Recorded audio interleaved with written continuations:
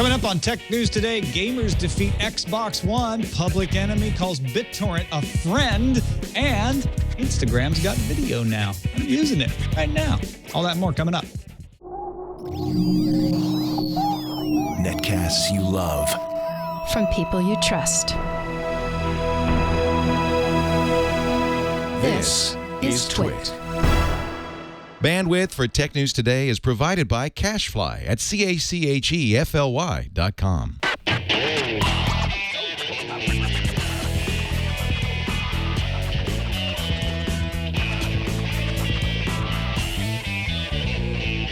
This is Tech News Today for Thursday, June 20th, 2013. Tech News Today is brought to you by Shutterstock.com. With over 26 million high-quality stock photos, illustrations, vectors, and video clips, Shutterstock helps you take your creative projects to the next level. For 30% off your new account, go to Shutterstock.com and use offer code TNT6. And by Gazelle, the fast and simple way to sell your used gadgets. Find out what your used Samsung, Galaxy, iPhone, and other smartphones are worth at Gazelle.com.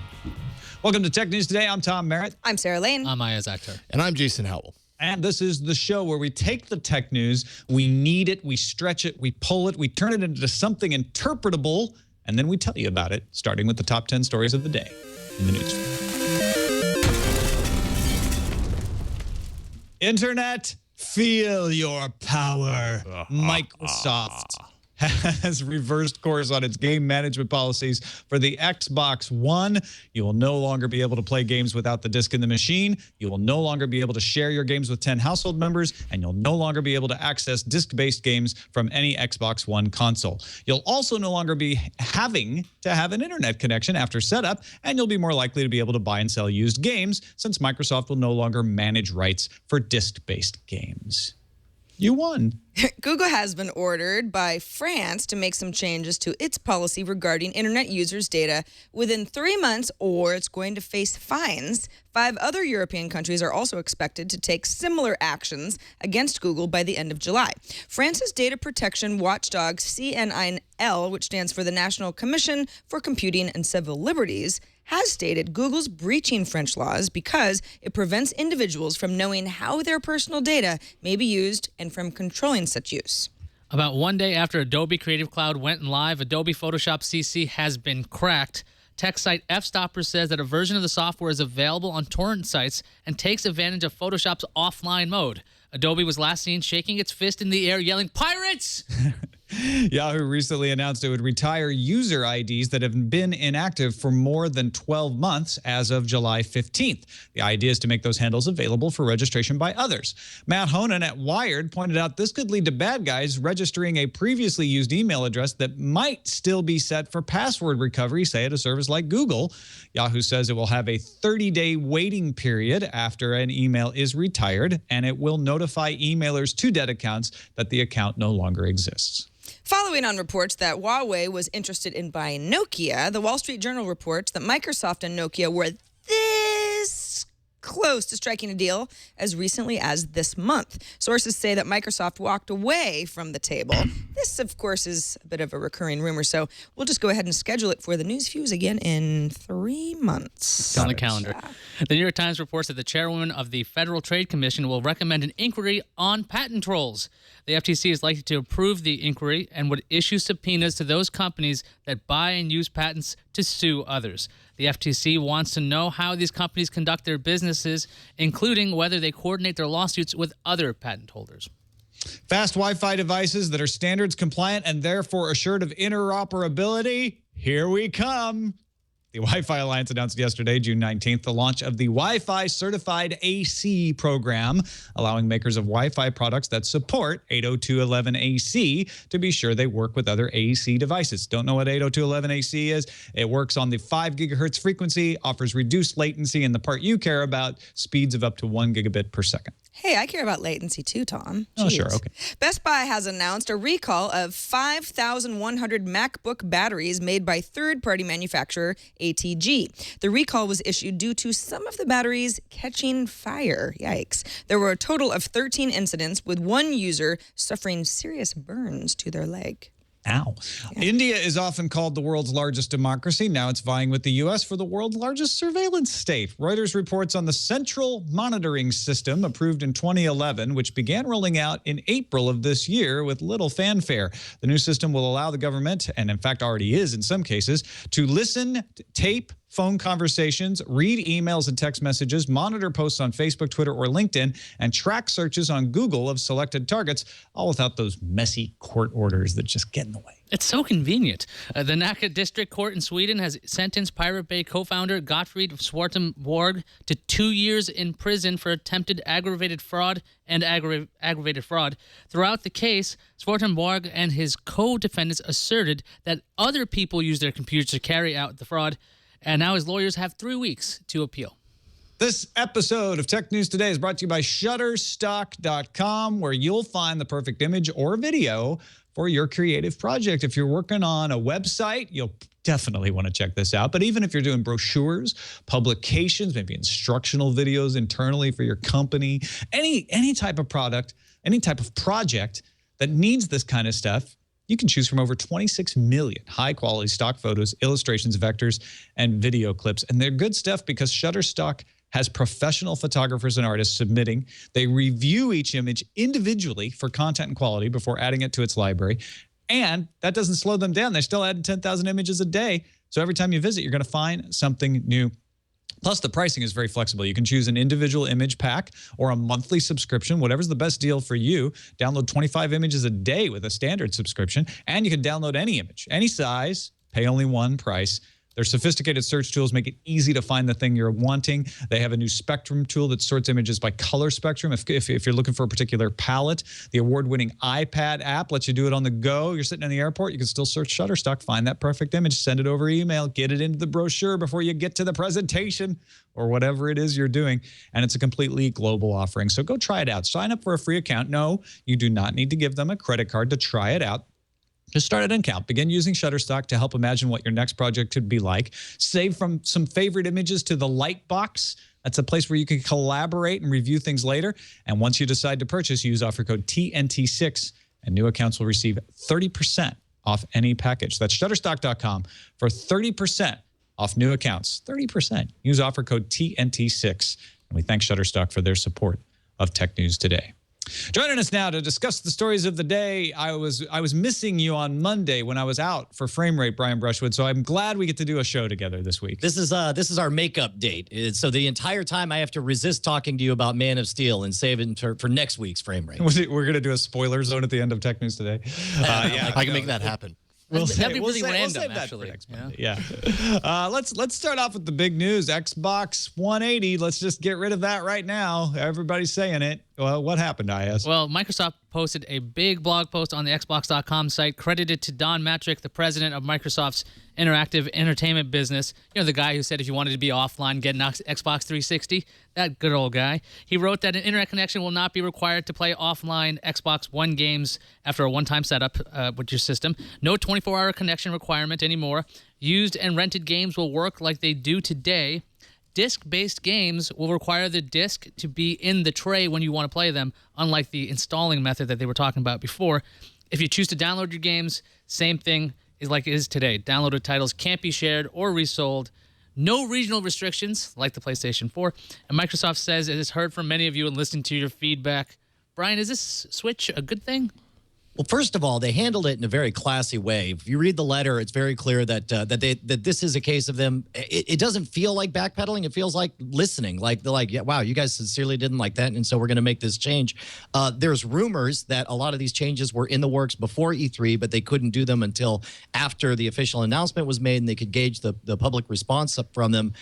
Weirdly, number one, I think they're doing the right thing in listening to the fans, but I'm not 100% sure the fans are right. I mean, nobody likes DRM. Nobody likes a DRM scheme that changes the way we're accustomed to buying and selling and trading our used games. However, understand that this is a blow to developers. And if you're choosing whether or not there was, up until this point, some developer that felt like they wanted to develop for the Xbox because they knew for sure that the odds were much higher that they would get paid for their games. Not that piracy is huge on consoles to begin with, especially new consoles. But I would imagine that they're a little bit less happy knowing that there's a little less options and flexibility out there. I think that what I wish Microsoft could have done is actually take this policy and say, we're dropping DRM. Now, they could never do that because of the publishers. The publishers won't let them do that. But imagine if you didn't have to have DRM. If you just said, look, we know some people will abuse the system, but we also know most people won't. And we're going to make you pay to manage things in the cloud. So we're not going to do anything different with disks. Disks will always work the way they always have, but we'll still let you store things in the cloud. We'll still let you do sharing with 10 household members. We'll still let you, once you've installed a game, play it without the disk in there. I think that would have been ideal. That's actually where it's all going to go. Because forget discs. Discs are over. That's such old school stuff. So Microsoft is kind of splitting it here, right? They're saying we're going to go ahead and treat discs the way we always have. But if you download a game, it's still going to get some of those benefits in the cloud that we would have had. We just wanted to apply them to discs, and we can't. This is the moment. I want you guys to remember this 5 years from now when the entire ecosystem has changed, when the idea of physical media itself is hilarious. I hope everybody who argued for this remember that the reason that you still have to put your stupid disc in your stupid drive, and when your disc gets scratched, you're just screwed and have to go buy another $60 copy of the game. The reason that happens down the road is because you were so terrified of the idea of an always-on internet connection and of your Xbox radioing back to HQ. So it's I've rebought games over and over and over again because of physical media imperfections, and I'm not personally all that thrilled that I have to put discs back in there. But again, that's what everybody wanted, and Xbox did a very classy thing by giving people what they want. Now, the question is whether this is the kind of thing that everybody stays pouty about. Like, even as GoDaddy dropped their support for SOPA, everybody continued to trash like, yeah, well, we still hate you, GoDaddy. I wonder if we're going to get that situation, or if everyone's going to, all of a sudden on Reddit, you see good guy Xbox One memes popping up. Yeah, I mean, people are going to forget about this, I think. They're going to be like, oh, the new Halo is here. Who cares about this 1 week of when everyone hated Microsoft when it came to Xbox? The other thing is, it seems like if you get angry enough and you complain long enough, over the course of a week, Microsoft will change their position. They did this with Windows, which surprised me. With Windows 8, here's the start button, now shut up. Now it's like, oh, you guys were really mad about the Xbox thing? We're going to put that away too. So when we complain 5 years from now that we don't want the discs in the tray, maybe they'll change their minds again. Yeah, and one other thing in the chat is people are saying, like, what about people who have limited internet availability? And again, that's a 2013 fringe issue at this point. By 2018, this thing's still going to be alive and kicking. Do you really think that that's going to be a problem of not having internet connectivity just about anywhere? The internet connectivity thing is a red herring. That was something that the publishers must have put in because you don't need it. I mean, we have DRM on videos now from Voodoo that you have the rights to in the cloud. It's exactly the same situation Xbox wanted, except without discs. And you can download them without and watch them without an internet connection. That goes away too. In fact, I think a lot of this digital rights management goes away because you'll just need an internet connection to do stuff. So you'll be able to use stuff off your hard drive if there's not an internet connection, because it's pointless to check to see if there's an internet connection. I think that's silly. Facebook's got an announcement going on right now. Sarah Lane's keeping tabs on that as they get it going. I am. We are on the cusp of the actual announcement. For the last few minutes, Kevin Systrom, Mark Zuckerberg welcomed everybody to their event. Kevin Systrom's now on stage, pretty much just talking about how many people use Instagram and how successful it is. However, he's now talking a little bit about the history of Instagram, the company Bourbon that started Instagram. That was about video and social sharing. So we're getting into the video portion of it now. Yep, yeah, we see a video icon. So it's basically Facebook's Vine. But I'll be following in the details as we move along in the show. As expected. We'll check in on that, and then we'll discuss it at the end of the show. Hopefully, Facebook's pretty good about doing these announcements fairly quickly. Yeah. While we wait, though, you want to talk about Public Enemy and BitTorrent? I do. PE in the house, everybody. Last month, you might remember that BitTorrent announced Bundle. It was a media format that's torrent-based that allows tools for artists to kind of pack a lot into a file. So things like email collection or donations. The first release was a partnership with Ultra Music, which is a label that represents David Guetta, Tiesto, Deadmau5, kind of clubby music. Public Enemy, you might remember, kind of has a history of being behind new forms of music sharing. You know, back in the Napster days, Chuck D, who's their front man, was extremely vocal about that, and even showed up at some congressional events, in favor of new formats. Public Enemy has now released a new single as a BitTorrent bundle, and are announcing a BitTorrent remix contest. So what you do is you download the torrent and you get a copy of the single. The song is called Get Up, Stand Up. And then if you give them your email address, you unlock the bundle. So then there's a music video, there's some outtakes, and then there's 37 remixable multi-tracks, because what Public Enemy wants you to do is remix the song, and basically it kind of turns into a group effort type of a thing. Now, I just happen to be a Public Enemy fan, so this is probably more exciting to me because it's specifically this group. But what do you guys think? I mean, is this one of these like, it's just for super fans, or are we going to see more and more of the kind of like outtake, look ahead that you might even attribute to a television series with music? Brian, what do you think? Well, essentially, we're looking at like director's commentary level features with your music for a change. The ability, what we want out of our movies is lots of that behind the scenes rocket sauce. What we want out of our music is the ability to take it apart, put it back together, put it and create novel mixes, and to give everyone that. I think is fantastic. Obviously what makes this newsworthy is the fact that, it's a music release associated with BitTorrent. But I love this kind of stuff because it sparks creativity and it encourages youngsters to experience the joy of creation as much as enjoying other people's music. They crowdsource their producer. That's what they're doing with this. Like, here are the tracks, you make the thing, and we'll make a contest out of it. Look. As co-host of NSFW, let me just say I think it's a brilliant idea. They're onto it. Well, and they did produce a track. It's not like they just said we're not going to use a producer. They produced a track, and now they're saying let's remix it. And lots of folks have been doing remix contests for a long time. This is just a cool new way to do it. That's easy. I just don't know how they can possibly expect to make any money without using DRM. I was just kidding around with the whole crowdsourcing thing. I wanted to see this kind of thing happen with Apple a long time ago. Wait. I just want to point out that Tom was able to say that with a straight face. He full on, no smirk, no nothing. I just don't see how they can make money without DRM. Yeah, bummer, guys. DRM is a joke in your town. Okay, good one. I'm just going to leave that alone. Well, they've got our email addresses if we want to participate, so then they can sell us things via email. I guess my question here is like, that's great. Public Enemy, big band, big group, taking advantage of this. Glad to see somebody's doing the BitTorrent bundle. BitTorrent's been pushing this direction for years. They've got the patience to do it. Bram Cohen, God bless you. But what do we need for this to actually take off? Because Public Enemy isn't as big as they used to be, even though they're big.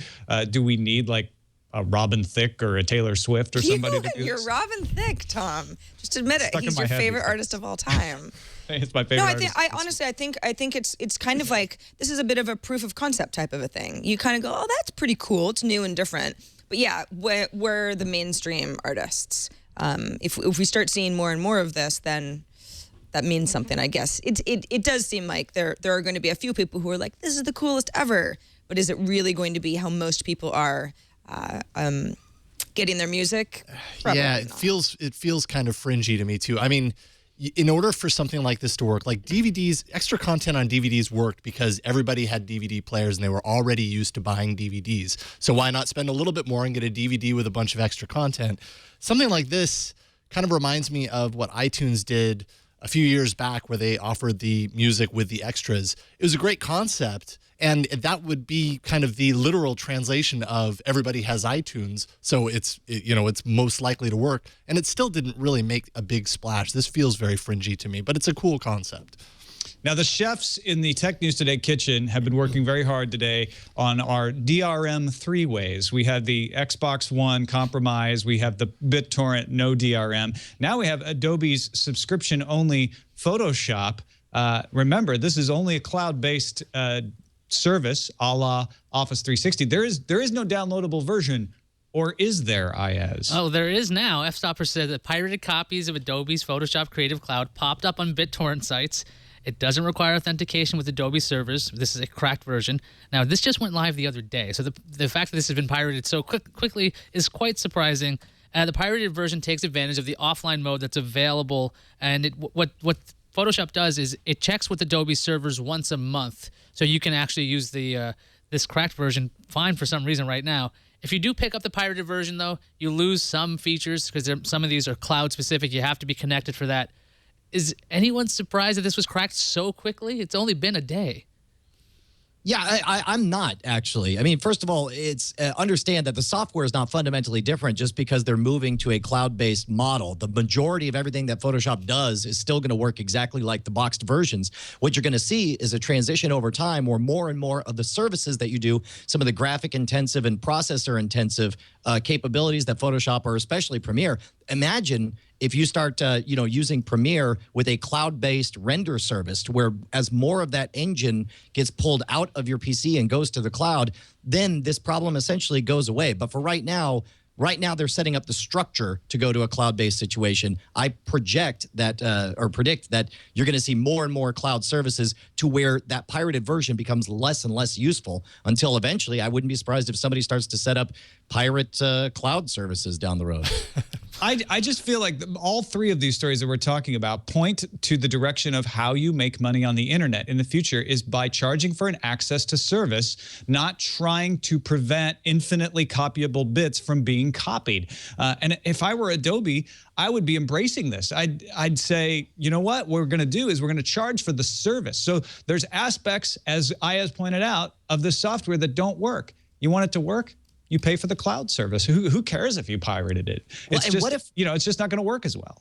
What if you entered an era where essentially Photoshop was free, where they're like, yeah, pirate it, do whatever you want. It's just limited. There's a lot you're not going to be able to do. If you want the proper services, then, you pay for the cloud service. That's like a freemium model, so you have to have in-app purchases for like the clone tool and all that kind of stuff. That's not that crazy or far-fetched to even think about that. I think that's a brilliant idea. There's already so many free alternatives that do many of the basic things that most people who probably pirate Photoshop are using it for, right? They're not using maybe necessarily the most advanced parts of that. Maybe they're not professionals. They're professionals are probably ponying up for it anyways. I think that's brilliant.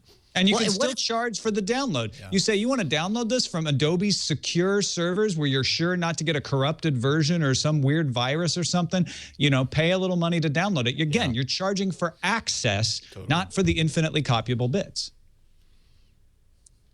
What if one of the things you could do is pay for commercial licenses on stuff? Imagine the service is essentially free but limited, and everyone who uses Photoshop to create their hilarious memes or put their face on someone else, they're like, whatever, we don't want your money. You're not really making anything anyway. But you could do kind of a scrubbing where you create content and then it's like, check this box if you plan to make money on it. We're going to charge you $8 a month or something. And then you have this nickel and diming where you could customize your rights usage with the software, based on how much of the cloud services you want, which of the plugins you actually use. I don't know, man. It just seems like it's matching people in a position to pay with people who want the money.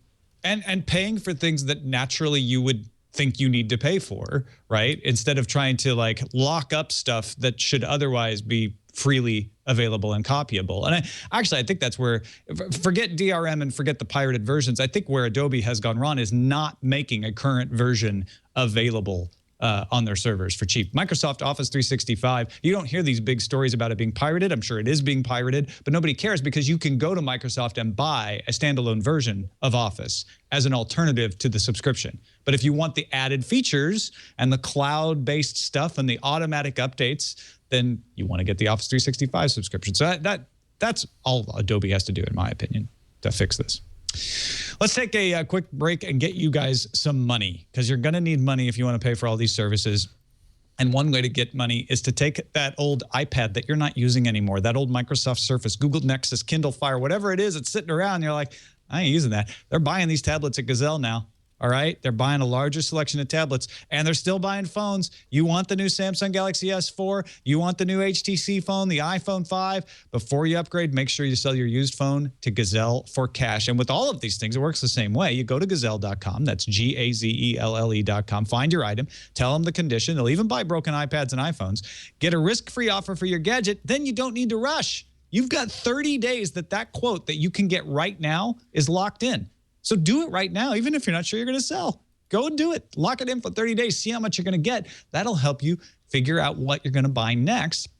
And then once you do send it to them, anytime within that 30 days, you get paid fast by check, by PayPal, or Amazon gift card. You actually get a little 5% bonus with the Amazon gift card. Go try it out. What's your iPhone, Samsung, your other Android smartphone, your tablet worth? Take a minute, go to Gazelle.com to find out. So your used Samsung Galaxy or iPhone today at Gazelle.com. Get some money in your pocket.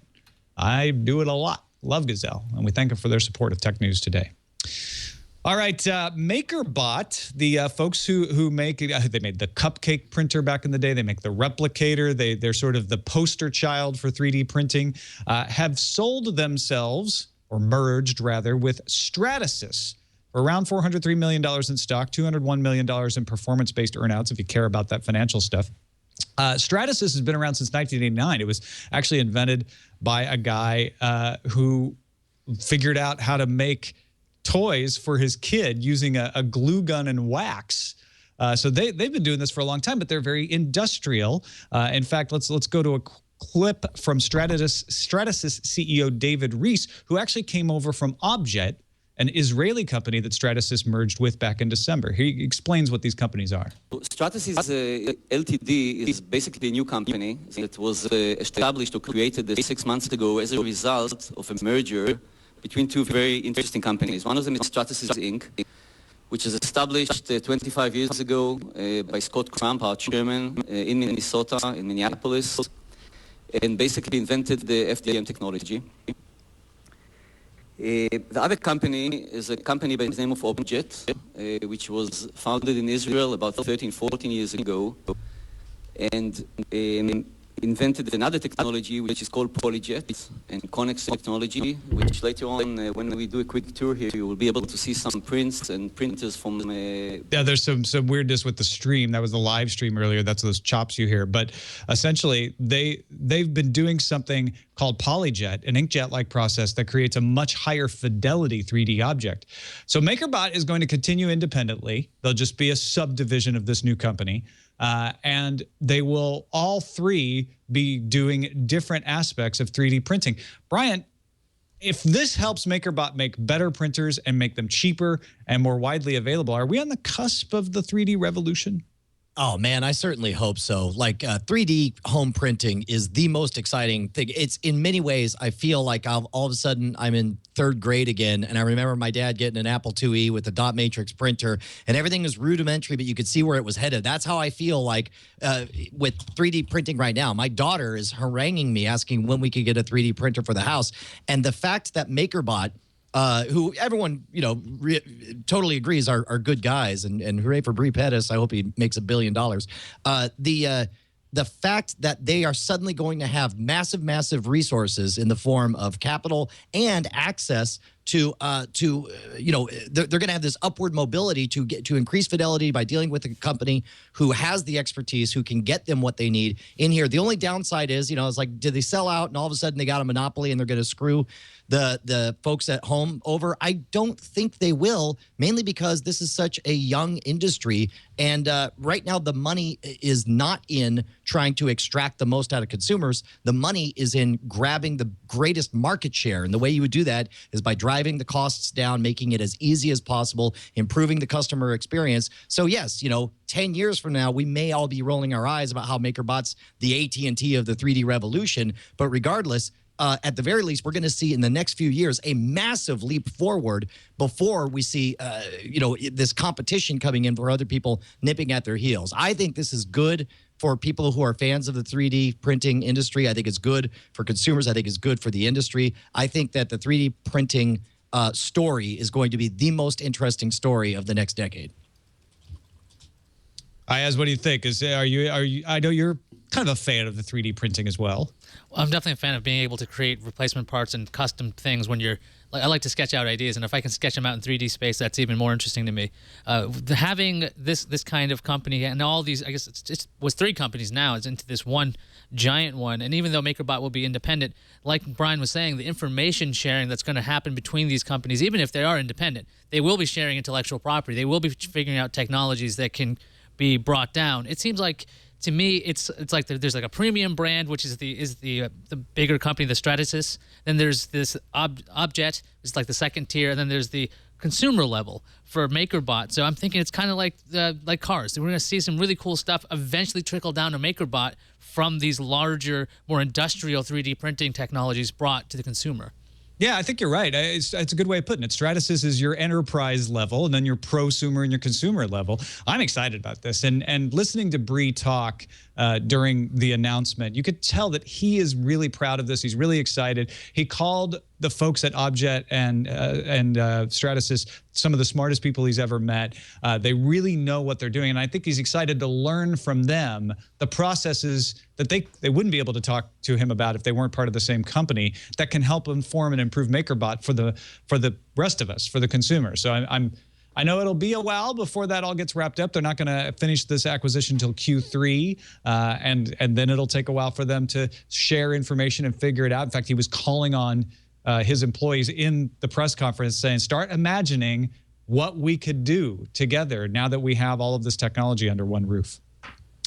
We don't have to imagine what Facebook announced anymore because they finally wrapped up. They're quick, man. They're done, Sarah. What did they say? Well, they're in the Q&A session now, but we know that Instagram has released Instagram Video for not only iOS users, but also Android users, and also anybody who accesses Instagram feeds via the web. So it's going to work across the board.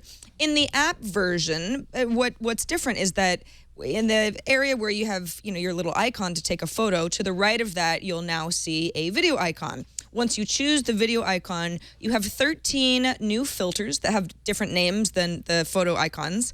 So that's kind of interesting.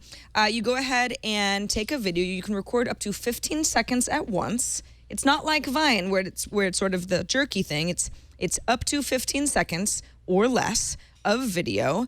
And then when you're done, you can preview that video to make sure that you like it. And what's also cool is that you choose the thumbnail that people will see in the feed. So if it's a video that's 15 seconds of, somebody jumping, you might want to choose the really exciting thumbnail so that people end up watching your video. It's also not going to loop. That is actually an issue that some people have with Vine. It's kind of annoying.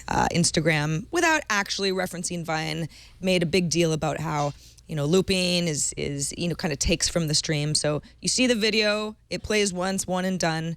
And then Instagram also announced something called Cinema, which is their auto stabilization for video, which is kind of interesting because a lot of phones sort of have that built in anyway. But Kevin Systrom, the CEO and founder of Instagram, did show off a couple of examples of Cinema at work, and it was pretty impressive. So, less shaky video, more kind of, beautiful, streamlined, which of course is, what Instagram wants us to equate with something like this.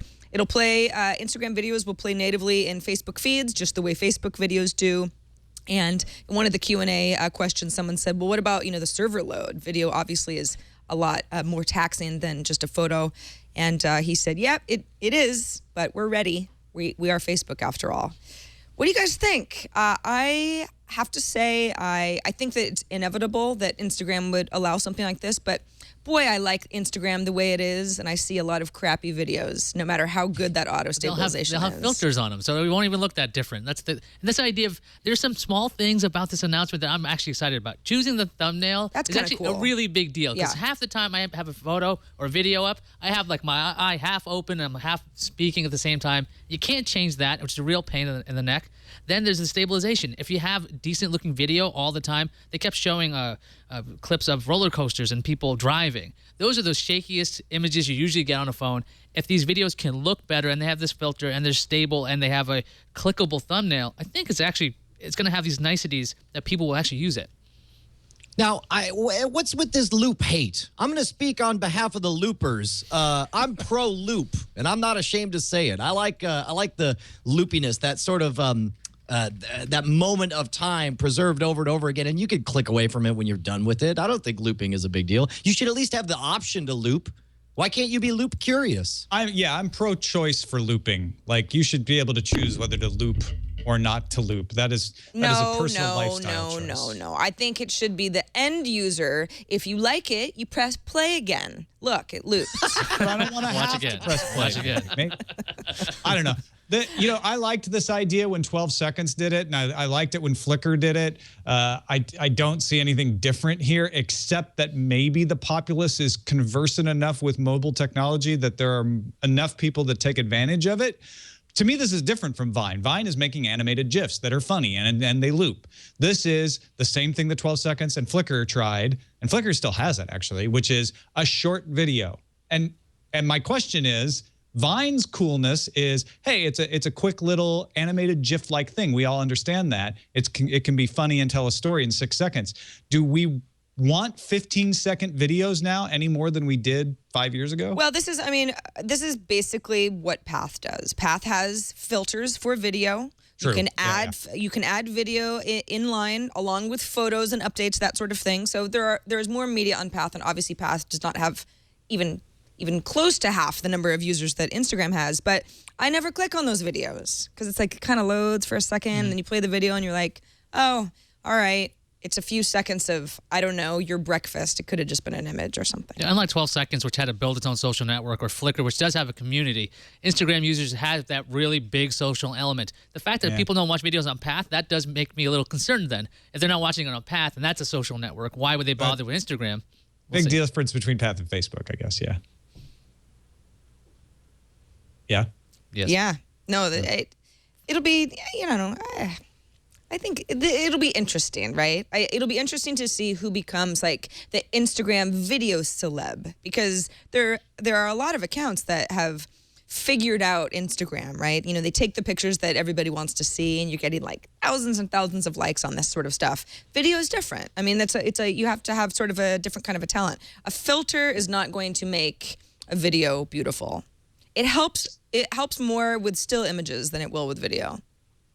All right, let's talk a little quickly about Yahoo and their new way of opening up user ideas. This is a really interesting problem.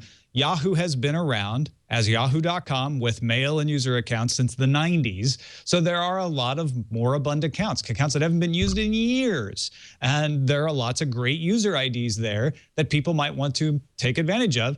And right now, when you try to create a new user ID at Yahoo, you're going to be very limited in what you can choose because so many people have created accounts. So they said, hey, anything that's been inactive for more than a year, we're going to axe on July 15th. So you got till July 15th if you've got an account that you want to go back and reactivate, and then it won't get axed. And then we'll make those user IDs available for people to reserve.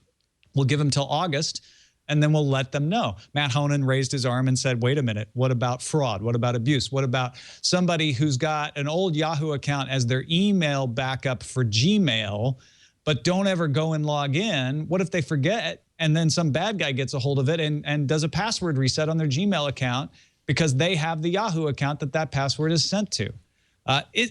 Yahoo says, look, we're gonna do 30-day waiting periods. We're gonna answer all of the emails that are from newsletters and subscriptions that come to this account and say, hey, this account is done. Is it enough, Brian?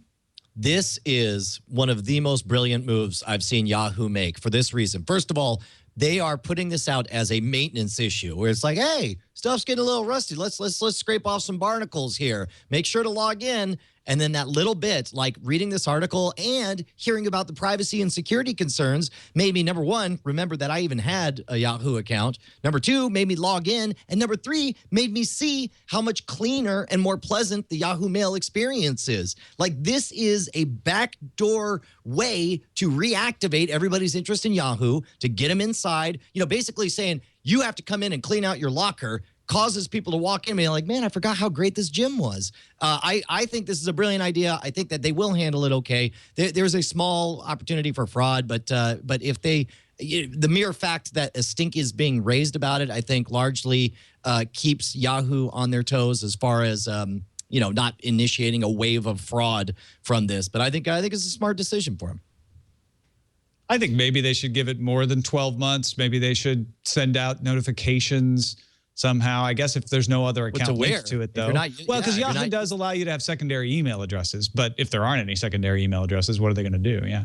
Well, Matt Honan is particularly sensitive to this whole idea of that if your email address is compromised, and this could lead to a giant cascading effect of your identity being completely stolen. So I could see why that happened to him. Yeah, I could see why he'd freak out about it.